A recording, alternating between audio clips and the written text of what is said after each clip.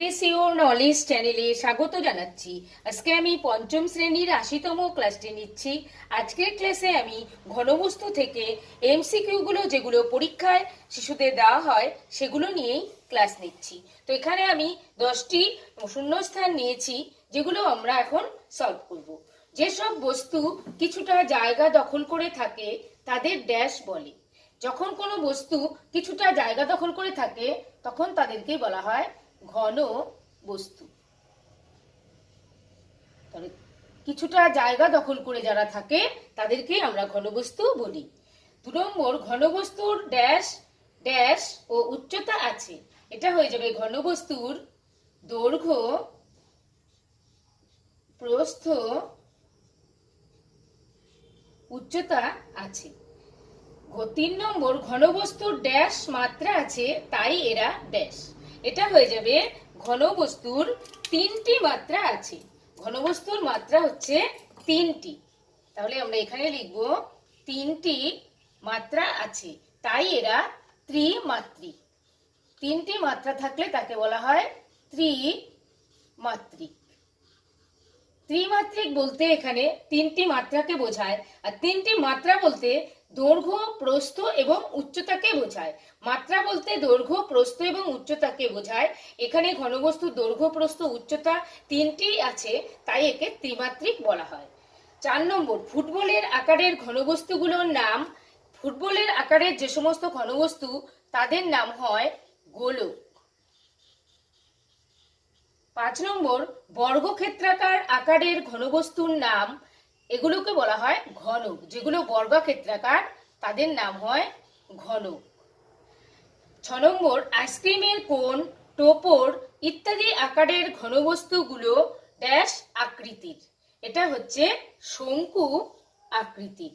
তাহলে আইসক্রিমের কোন, টোপর এগুলো হচ্ছে, এই ঘনবস্তুগুলো হচ্ছে শঙ্কু আকৃতির।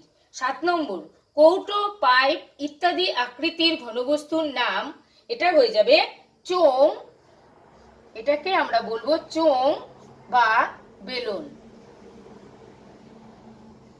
প্রত্যেকটি ঘনবস্তুই এখানে আছে।